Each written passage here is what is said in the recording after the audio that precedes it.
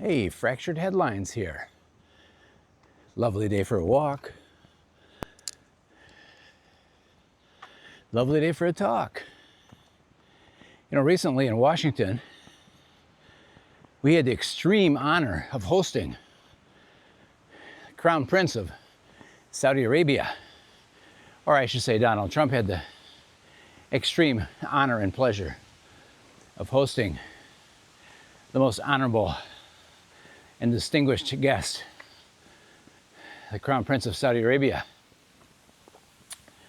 And I can imagine this. The only regret that Donald had was he didn't have his gilded ballroom ready in time to show the Crown Prince the kind of hospitality that he really deserves. Because after all, the Crown Prince is accustomed to being surrounded by luxury, and I just hope that they didn't have to have that feast out on a muddy White House lawn after a heavy rain or anything like that. But seriously, folks, I believe the reporter's name was Mary Bruce for ABC, and she dropped the bomb. The question, what about Adnan Khashoggi? And what about 9/11? People still remember that 15 out of 19 of the terrorists who crashed into the World Trade Center were Saudis. And that's because of the Saudi educational system, which for a long time did its level best to convince its citizens, its young people, to hate Americans. And so that indoctrination that they received in their schools was most likely instrumental in causing the hate that brought about that act of violence. And the journalist who was chopped up with bone saws, was dismembered, and his parts were removed in suitcases or boxes. He unfortunately did not have the pleasure of attending that banquet because he was all in pieces.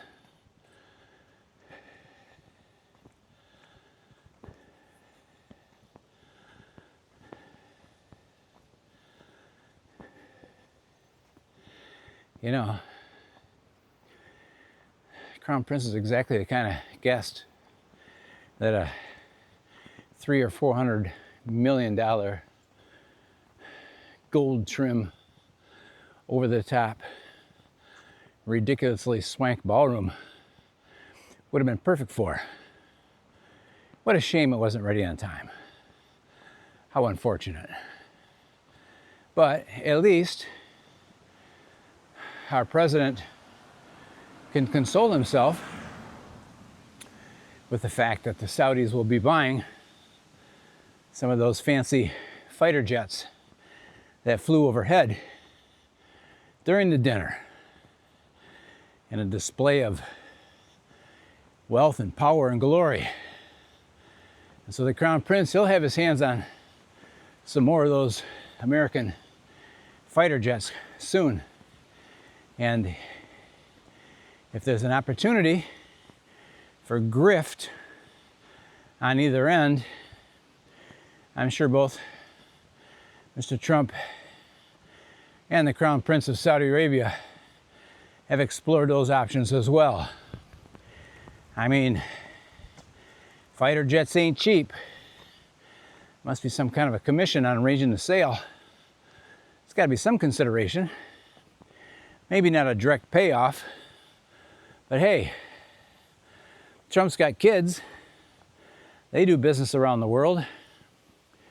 One hand washes the other. Give it a little while, and let's see what kind of business deals Don Jr. and Eric and Tiffany and Ivanka or Ivana, whatever the heck her name is, We'll see what kind of deals they manage to work up involving the Saudis. Perhaps not instantly, but soon enough. Soon enough we'll see what the grift is, what kind of payback there is for accommodating the military needs of the prince.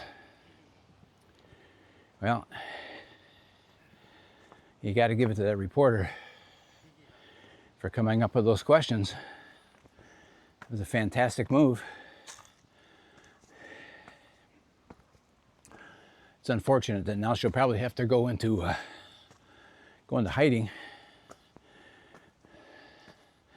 I don't think the witness protection program is going to do her any good, because most likely Mr. Trump would have access to the information where she's hidden herself. We'll see if she continues to show up at the White House briefings. One thing's for sure, she's probably going to be raising her hand in vain for a while. And won't be called on to ask any questions, since she embarrassed our guest. Trump's response, phenomenal response. I reviewed it before I put the camera on the stick and ventured outdoors for this little walk in the woods here. He said, "You're talking about a very controversial person who many people didn't like." Wow. Whether you liked him or not, things happen. Wow. That's pretty statesmanlike right there. And of course he added, why would you ask a question like that? Why are you trying to embarrass our guest? And the Crown Prince was fidgeting with his hands and looking around and looking down. He said, "Whoa, we're really sorry that happened. Yeah, that was painful. It was painful for all of us Saudi people." So I guess it's probably less painful for the Saudi people than it was for the Washington Post journalist who got hacked up and put into suitcases and moved out to places unknown. You know, the widow wants the body back. That's touching naivete. I'm sure that the suitcases in which the legs, the arms, the torso, and the head of Mr. Khashoggi found their temporary rest made their way to the bottom of the ocean, and those suitcases were probably made of a material that will disintegrate, and by now the denizens of the deep, the sharks, and all the other floating and swimming creatures in the ocean have made those body parts disappear. Yes, it's gruesome. Yes, it's grotesque. Yes, it's awful. It's part of history. You got to give it to that reporter for bringing it up. That was a boss move on her part.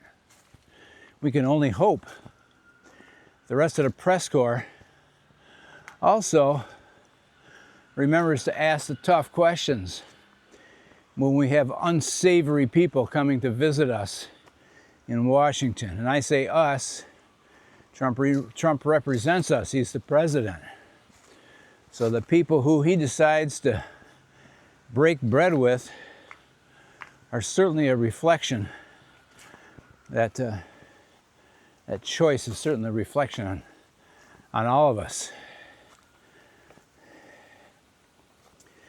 So kudos to, I believe her name is Mary Bruce, if I remember correctly. Kudos to her for bringing it up. It was a classic television moment with Trump fuming,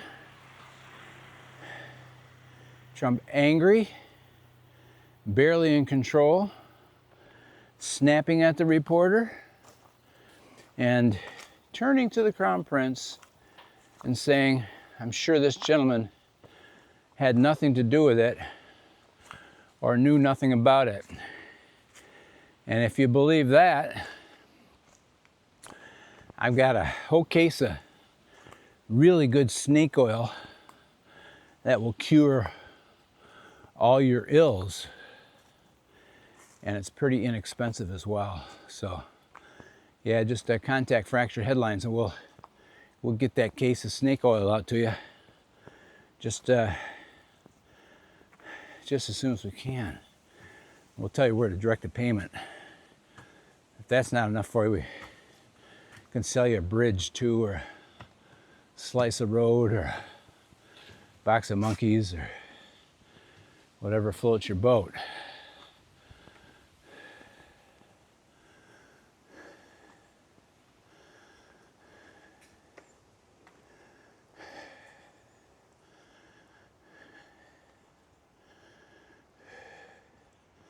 So who's going to be the next guest at the White House?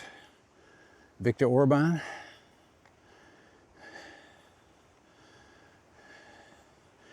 Kim Jong-un? Putin?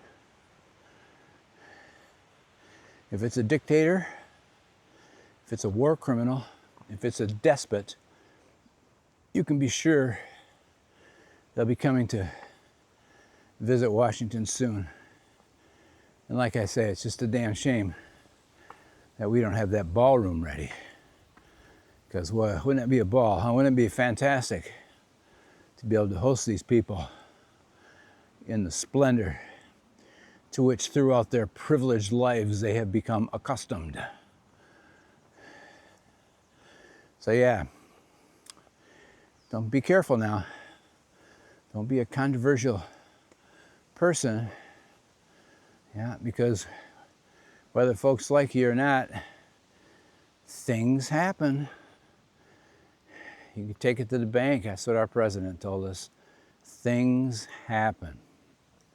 Of course, the thing that you don't expect to happen is to walk into an embassy or and have your legs and arms sawed off by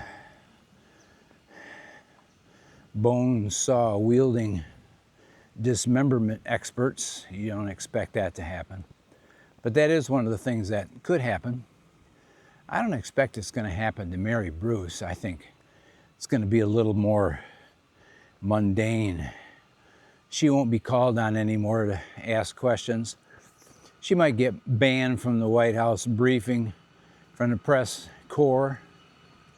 After all, that press corps was supposed to be whittled down to just the observant toadies, to just the obedient followers of Trump. It's supposed to be all softball questions. They're not supposed to be any hard questions. How she got that one by, I don't know. It's pretty smooth. Well, folks, I don't want to labor the point. Hope you have a fantastic day. Hope no things happen today that would cause you any undue alarm. Here on the mountain road, enjoying a blue sky and some green scenery and just a little bit of exercise. It's Fractured Headlines. And if you like what you're hearing, you want to hear more, hey, you know what to do. You can hit that like button. You can hit that subscribe button. You can make a comment if you care. You could argue that I'm wrong. Make a comment that this whole thing is rubbish, or whatever you like to do. But whatever it is you're going to do, I hope you have a lovely day. And we'll catch you on the next video.